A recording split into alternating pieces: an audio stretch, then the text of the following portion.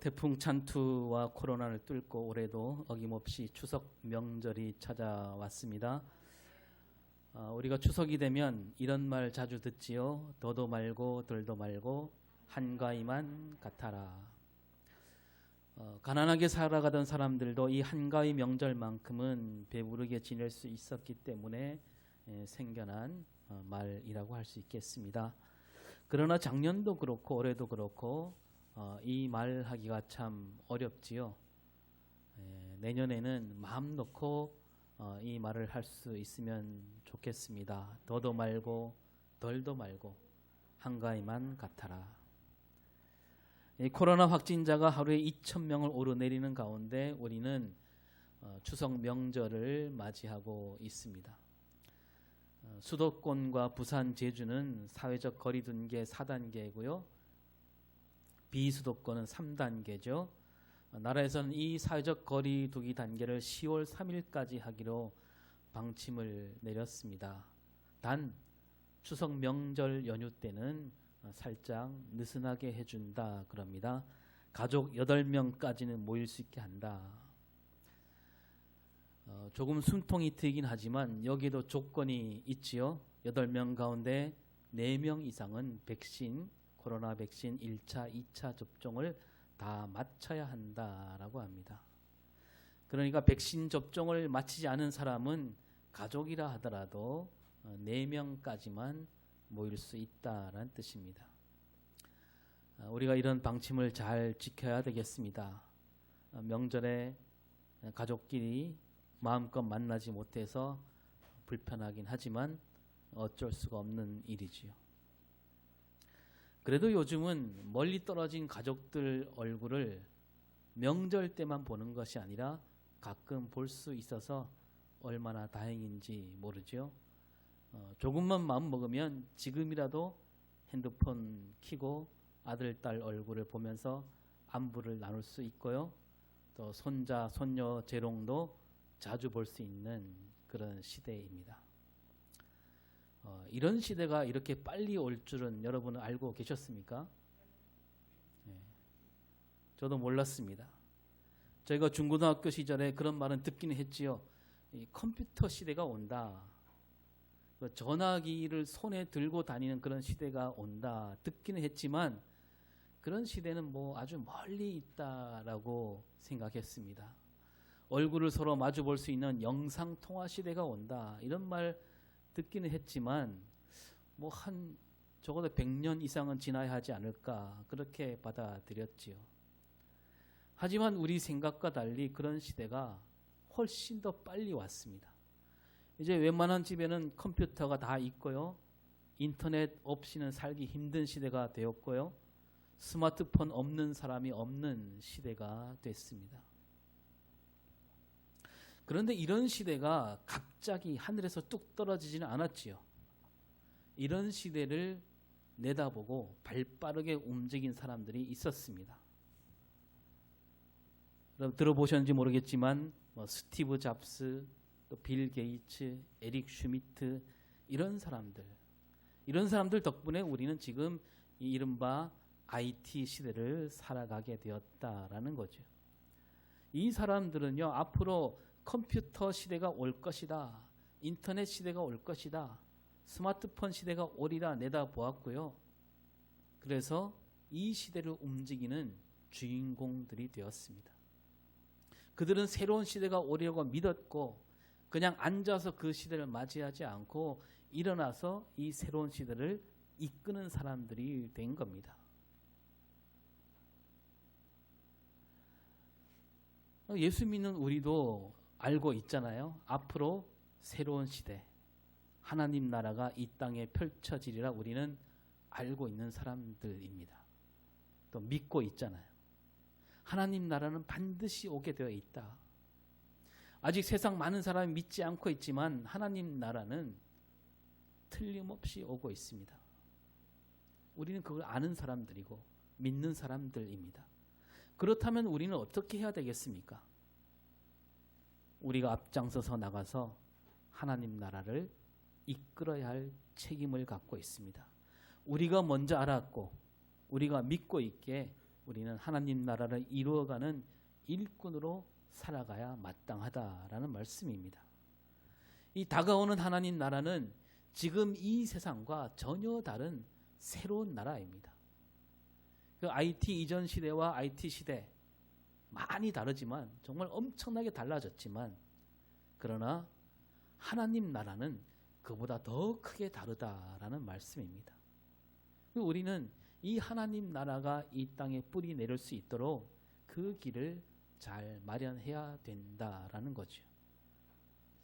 그렇다면 우리가 다가오는 이 하나님 나라를 앞두고 우리는 무엇을 해야 되겠습니까? 어떻게 해야 되겠습니까? 그것은 예수님이 다 가르쳐 주셨습니다. 예수님은 제자들에게 하나님 나라가 어떤 나라인지 여러 가지 말씀으로 가르치셨지요. 우리가 마태복음 13장 몇 주에 걸쳐서 몇 가지 비유를 나누면서 하나님 나라가 어떤 나라인가 살펴보았는데요. 예수님은 오늘 말씀에서도 하나님 나라를 말씀하십니다. 그러니까 예수님은 여러 차례에 걸쳐서 하나님 나라가 이런 나라다 우리에게 가르치고 또 가르쳐 주시고 있는 겁니다. 그렇다면 우리가 그 말씀을 받아서 하나님 나라가 이런 나라니까 우리가 거기에 맞게 준비를 해야 되겠구나. 오늘도 예수님은 마찬가지로 비유로 말씀하시는데요. 오늘 말씀에서는 보니까 하나님 나라가 지금 살고 있는 이 세상 나라와 얼마나 다른가 말씀하고 계십니다. 그래서 이 세상을 하나님 나라로 만들어 가야 되는데 어떻게 해야 만들어 갈 수 있는가 그 원리를 가르쳐 주는 말씀입니다. 우리가 잘 아는 말씀이죠. 어느 포도원 주인이 이른 아침에 품꾼을 들여보내려고 장터로 나갔다고 합니다. 장터에는 일자리를 얻으려고 모인 사람들이 있지요. 이 주인은 하루에 한 데나리온씩 주기로 하고 품꾼들을 포도원으로 들여보냈다고 합니다. 그리고 아침 9시에 또 나가서 일꾼들을 들여보내고 12시와 3시에 나가서 또 들여보냅니다. 그리고 마지막으로 5시에 나가서 품꾼들을 들여보냈다라는 얘기입니다. 그리고 6시에 일을 끝마치고 이제 품삯을 주게 되지요. 마지막에 들어온 사람들부터 한 데나리온씩 줍니다. 그러자 이른 아침에 들어온 사람들이 원망하게 되지요. 그 집주인이 그들에게 뭐라고 대답하지요? 우리 14절 읽어보겠습니다. 시작. 내 것이나 가지고 가라. 나중 온 이 사람에게 너와 같이 주는 것이 내 뜻이니라. 그러니까 예수님은 이른 아침에 온 사람과 나중에 온 사람 다 똑같이 한 데나리온씩 받는 세상, 그런 세상이 하나님 나라다 이렇게 가르치고 계시는 거죠. 그리고 예수님 마지막에 이렇게 말씀하십니다. 16절 읽습니다. 시작. 이와 같이 나중된 자로서 먼저 되고 먼저 된 자로서 나중되리라. 나중된 자로서 먼저 되고 먼저 된 자로서 나중되리라. 이 구절을 조금 더 풀어서 보면 이거 아닙니까?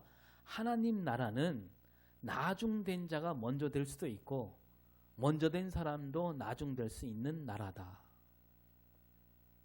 세상은 그렇지 않지 않습니까? 세상은 먼저 된 사람은 먼저 되는 거고 나중된 사람은 나중되어야 마땅한 세상이지. 하지만 하나님 나라는 나중된 자가 먼저 될 수 있다. 먼저 된 사람이 나중될 수 있다. 이렇게 세상과 하나님 나라는 다르다라고 말씀하고 있습니다. 그렇다면 하나님 나라와 이 세상은 어디서부터 다를까? 이런 눈을 갖고 우리가 이 비유를 다시 들여다보고자 합니다. 어디서부터 다른지 여러분 하나하나 눈여겨보시기 바랍니다. 먼저 1절, 2절을 읽어봅니다. 시작. 천국은 마치 품꾼을 얻어 포도원에 들여보내려고 이른 아침에 나간 집주인과 같으니 그가 하루 한 데나리온씩 품꾼들과 약속하여 포도원에 들여보내고. 자, 어떻습니까? 여기에서는 뭐가 다를까요? 세상과 하나님 나라 뭐가 다를까요? 여러분 보셨어요? 여기까지는 아무리 봐도 뭐 세상과 크게 다르지 않은 것 같지요. 그냥 포도원 주인이 있는데 그 사람이 일을 시키려고 일꾼들을 들여보냈구나. 흔히 있는 일입니다. 그래서 넘어갈 수 있습니다. 그러면 그 다음 3절 4절을 볼까요? 시작. 또 제3시에 나가보니 장터에 놀고 서 있는 사람들이 있는지라. 그들에게 이르되 너희도 포도원에 들어가라. 내가 너희에게 상당하게 주리라 하니 그들이 가고. 이 포도원 주인이 제3시에 또 장터로 나갔습니다. 제3시는 오늘 우리 시간으로 아침 9시라고 하는데요. 우린 여기서도 일손이 모자라서 또 사람들을 불러 나갔구나 하고 넘어갈 수 있습니다. 그것도 있을 수 있는 일 아닙니까? 그 주인은 다시 제6시와 제9시에 나가서 일꾼들을 들여보내고 마지막으로 제11시에도 들여보냅니다. 제11시까지 가서 들여보냈다. 이건 어떻게 볼 수 있을까요? 이것도 이제 일이 막 끝나갈 때, 여러분 끝나갈 때 손이 더 많이 갈 수 있지 않습니까? 그래서 그들 11시에 가서도 사람들을 들여보냈구나. 이제 일이 다 끝나고 주인이 일꾼들에게 품삯을 줍니다. 9절 시작. 제11시에 온 자들이 와서 한 데나리온씩을 받거늘. 자, 제11시에 들어온 사람들, 이 사람들은 1시간밖에 일하지 않았습니다. 그런데 주인이 얼마씩 줍니까? 한 데나리온씩을 주고 있습니다. 저 앞에 보면 이른 아침에 들여보낸 일꾼들에게도 한 데나리온씩 주기로 했다 그랬지요. 그렇다면 마지막 제11시에 들어온 일꾼들에게는 그보다 적게 줘야 맞는데 그들에게 한 데나리온씩 주었다. 그래서 우리가 여기서부터 뭔가 다르구나. 하나님 나라가 뭔가 다르구나. 그래서 우리는 이렇게 생각해 볼 수 있습니다. 하나님 나라는 사람들이 생각하는 것보다 품삯을 더 많이 쳐주는 나라. 그게 하나님 나라일 수도 있겠구나. 이 세상은요, 일한 만큼만 주는데 하나님 나라는 이 세상보다 훨씬 더 많이 주시는 나라구나. 진짜 이렇게 생각하는 사람들이 꽤 있습니다. 한 달에 100만 원 벌던 사람이 예수 믿고 나니까 믿은 다음에는 500만 원 벌게 되었더라. 그래서 간증하는 분들 들어보셨지요? 그 다음에 학교에서 20등 하던 애가 예수 믿고 나니까 막 1등, 2등을 하더라. 똑같이 공부했는데 예수 안 믿는 아이는 저 연고대까지 가고 예수 믿는 아이는 서울대까지 가더라. 하나님 나라는 정말 그런 나라일까요? 예수님이 말씀하신 이 하나님 나라는 세상 생각을 훨씬 뛰어넘어서 더 많이 받는 나라일까요?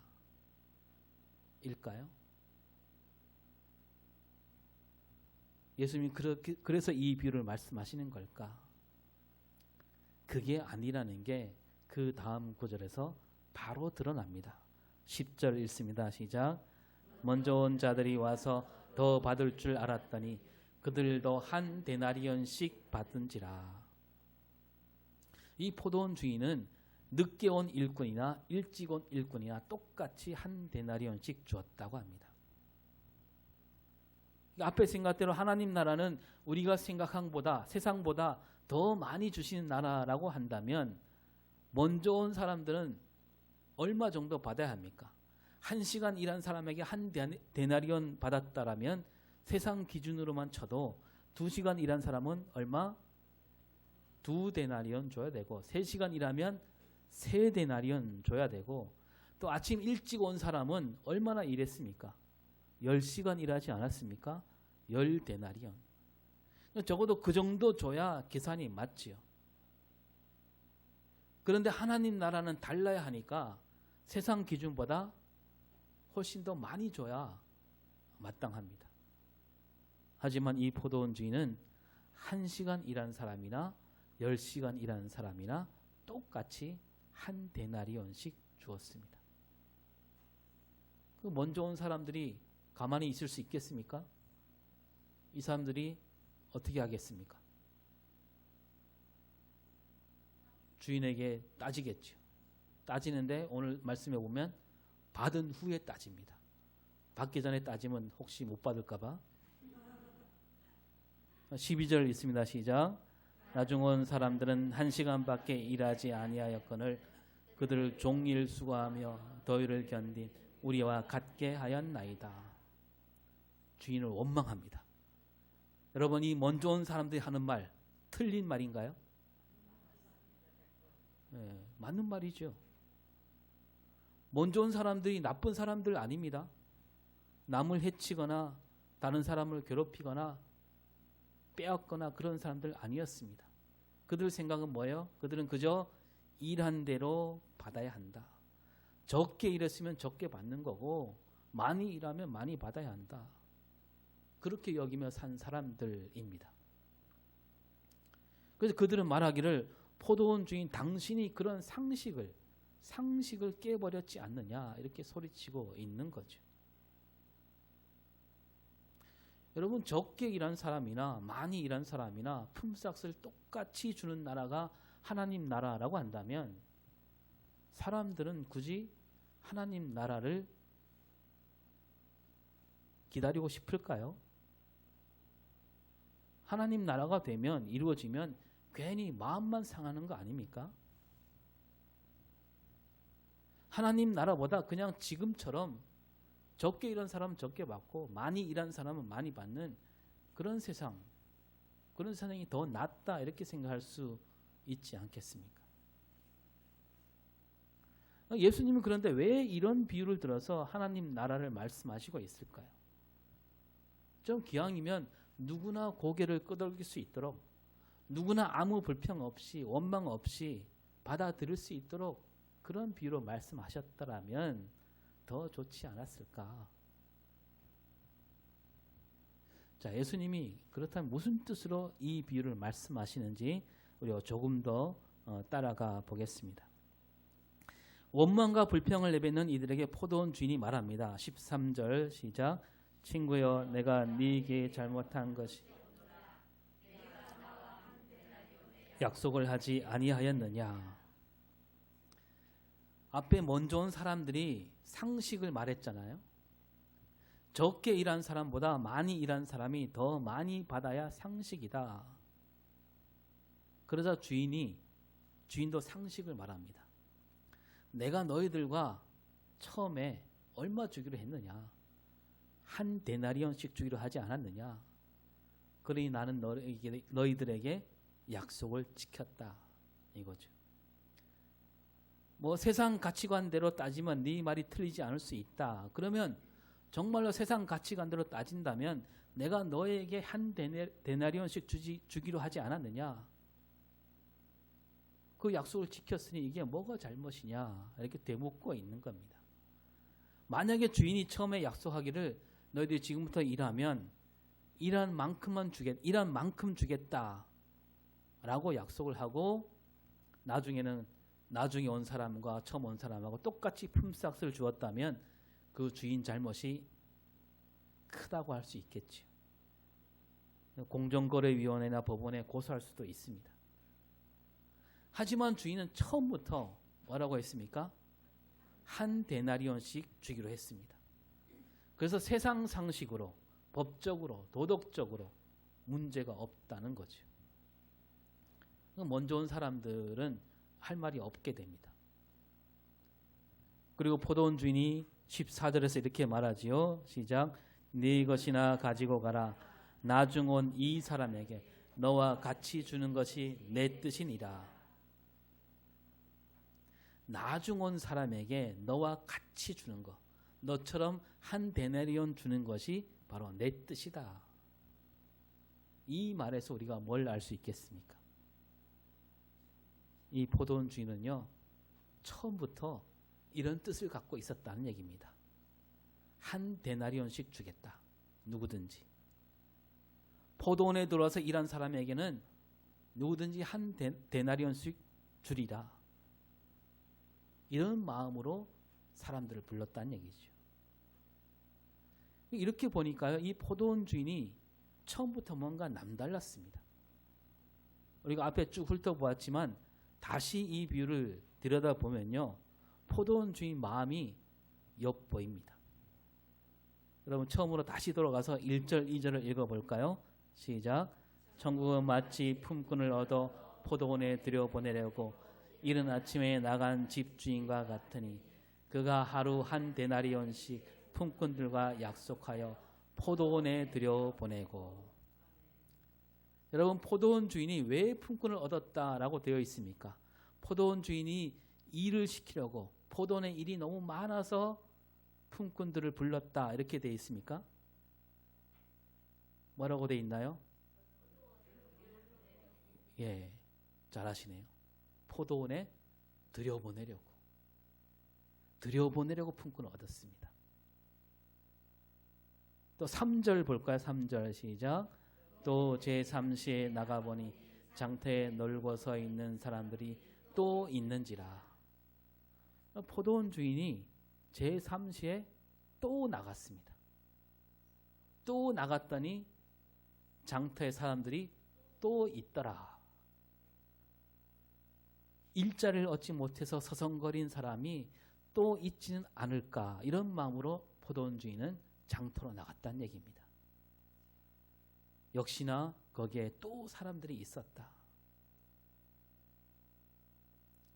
자, 6절에서는요 포도원 주인 마음이 또 잘 드러나는데요, 같이 시작. 제11시에도 나가본 서 있는 사람들이 또 있는지라. 이르되 너희는 어찌하여 종일토록 놀고 여기 서 있느냐. 제11시, 이제 저녁 5시잖아요. 해가 저뭅니다. 그런데 아직도 일자를 얻지 못하고 서성거린 사람들, 그들이 있는 거예요. 주인이 묻습니다. 어찌하여 종일토록 여기 서 있느냐. 여기서 우리가 볼 때 왜 놀고 있느냐 이런 뜻보다는 어찌하여 아직도 일자를 얻지 못했느냐. 여러분 안타까운 마음이 느껴지는 물음입니다.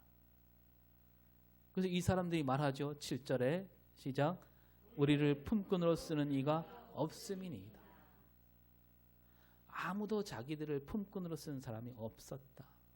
왜 없었을까? 그 동네 일자리가 모자랐거나 아니면 사람들이 보기에 이 사람들은 일을 잘할 것 같이 보이지 않는 사람, 몸이 약해서 일을 제대로 할 수 없겠다 싶으니 이 사람들은 두고 다른 사람만 자꾸 품꾼으로 썼다는 얘기입니다. 이 말을 듣자마자 포도원 주인은 두말 없이 이 사람들을 들여보냅니다. 이렇게 볼 때 이 포도원 주인 마음은 이거지요. 포도원에 일거리가 많으니까 사람들 좀 많이 사서 빨리 일을 시켜야 되겠다, 이게 아니라 이 동네에 일자리가 없어서 하루 먹을 양식이 없는 사람, 그런 사람을 이 포도원 주인은 찾으러 다니고 있다는 얘기죠. 그러니까 이 주인은요 은혜를 베풀려고 장터에 나간 겁니다. 단지 일꾼을 얻으려고 하는 것이 아니라 사람들에게 은혜를 베풀려고. 한 데나리온이라는, 한 데나리온이 있으면 되잖아요. 하루 먹을 양식은 되잖아요. 그 은혜를 베풀려고 사람을 찾으러 다닌 주인. 그러니까 이 포도원 주인은 세상을 바꾸려고 한 겁니다. 모든 사람이 하루에 한 데나리온을 받을 수 있는 세상, 그런 세상을 마음에 두고 있었던 거죠. 하지만 먼저 온 사람들은 세상을 바꿀 생각이 없는 거죠. 그들은 뭡니까? 뒤를 돌아보지 않습니다. 나보다 뒤에 온 사람 마음이 없어요. 앞만 보고 달려갑니다.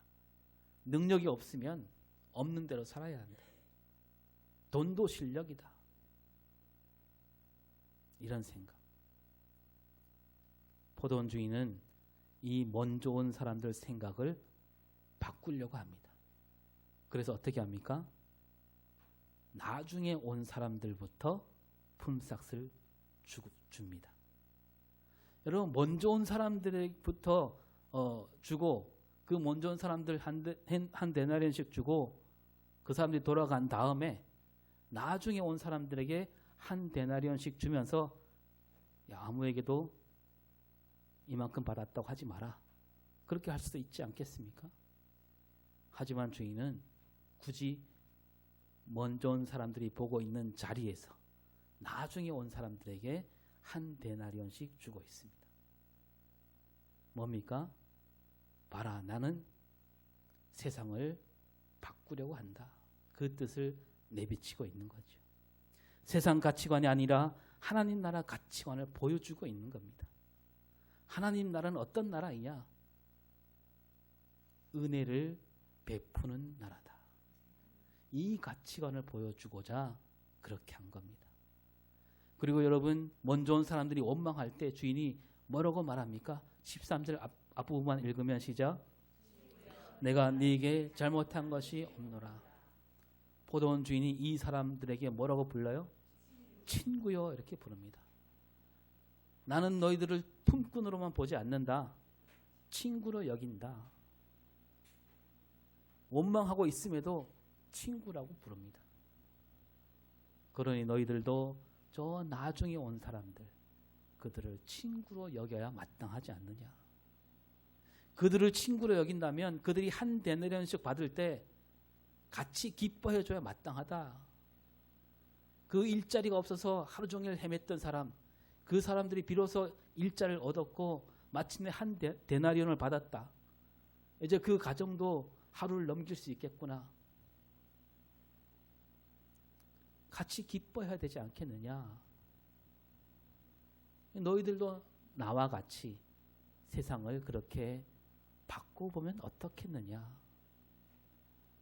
나는 세상을 바꾸려고 은혜를 베푼 것이다. 여러분, 누가복음 15장에 잃은 아들 비유에서도 마찬가지입니다. 아버지는 다시 돌아온 작은 아들을 위해서 큰 잔치를 베풀지 않습니까? 가장 좋은 옷을 입히고요. 손에는 뭘 끼워요? 가락지도 끼우고요. 살찐 송아지를 잡아다가 잔치를 베풀었습니다. 이걸 보고 큰아들이 하는 말, 뭐 틀린 말 아니지 않습니까? 내가 여러 해 아버지를 섬겨 명을 어김이 없거늘 내게는 염소 새끼라도 주어 내 벗으로 즐기게 하신 일이 없으셨지 않습니까? 여러분, 그런 말 나올 법하지 않습니까? 작은 아들이 돌아왔을 때 부모로서 기쁘지 않을 수 없습니다. 하지만 큰아들이 그런 섭섭한 마음이 들지 않도록 해야 되는데 아버지는 굳이 잔치를 떠들썩하게 벌입니다. 큰아들이 보라는 듯. 그러니까 일부러 그렇게 한 거죠. 아버지는 큰아들에게 하나님 나라가 바로 이런 나라다라는 것을 가르쳐주고 있는 겁니다. 하나님 나라는 그저 보상을 주는 나라가 아니라 은혜로 다스린 나라다. 은혜를 베푸는 나라가 하나님 나라다. 요나도 그렇습니다. 요나도 먼저 온 사람들과 생각이 같았습니다. 니느웨 백성들, 아니 죄를 지었으면 벌을 받아야지. 그런 마음으로 니느웨를 안 갔었죠. 가게 되었어도 건성으로 외칩니다. 3일 길을 하루 만에 다 돌았습니다. 그리고 니느웨 백성들이 뉘우치고 회개했을 때 하나님이 용서해 주셨습니다. 은혜를 베푸셨죠. 그러자 요나가 어떻게 합니까? 불같이 화를 냅니다. 용서가 웬 말이더냐. 저 이방 민족과 우리 이스라엘 민족을 왜 하나님은 같게 여기시냐. 그렇게 되들었습니다. 하나님이 뭐라고 가르치십니까? 그들을 불쌍히 여기고 아끼고 사랑하는 것이 내 뜻이다. 하나님 나라는 줄 세운 나라가 아닙니다. 누가 잘하나 지켜보시다가 나중에 잘한 사람에게 그렇지 못한 사람보다 더 큰 상을 주는 그런 나라가 아니라는 말씀이죠. 하나님 나라는 오직 은혜로 다스린 나라, 은혜가 있는 나라, 은혜를 베푸는 나라. 우리가 하나님 나라 백성들이잖아요. 우리도 큰 은혜를 입고 하나님 나라 백성이 되었습니다. 은혜 입지 않고 하나님 나라 백성이 된 사람은 아무도 없습니다. 이제 우리가 이 땅에 하나님 나라를 만들어 가야 할 터인데 우리가 어떻게 하나님 나라를 만들어 갈 수 있겠습니까? 그것은 오늘 말씀대로 은혜로 우리가 받은 은혜를 이웃에게 베풀어야 합니다. 여러분 이런 말이 있지 않습니까? 우리가 돈이 없지 가오가 없냐. 일본말 써서 죄송한데요. 이 말을 이렇게 바꿀 수 있지 않습니까? 우리가 돈이 없지 은혜가 없냐. 우리가 물질로 넉넉하지는 않지만 은혜를 베풀지 못할 만큼 가난한 사람들도 아닙니다. 하나님이 우리에게 주신 은혜, 차고 넘치는 은혜 아닙니까? 우리 교회도 은혜가 넘치는 분들 많지 않습니까? 은혜가 넘치는데도 더 받으려고 하는 분들 없겠지요? 여러분 그 정도 은혜면 넉넉합니다. 다른 사람에게 나눠주기를 바랍니다.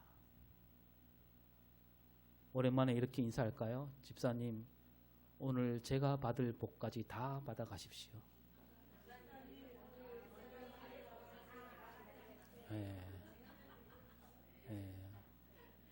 많이 나아졌습니다. 옛날엔 인사를 하면 막 인사를 안 하더라고요.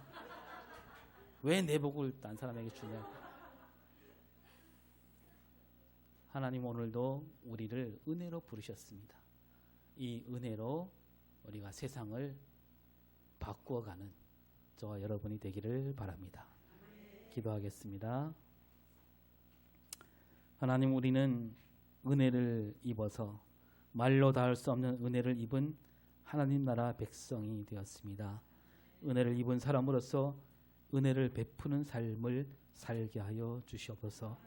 하나님 나라는 바로 이 은혜로 이룰 수 있는 나라라는 이 진리를 꼭 붙들고 살아가는 우리 모두가 되게 하여 주시옵소서. 감사드리며 예수 그리스도 이름으로 기도드립니다. 아멘.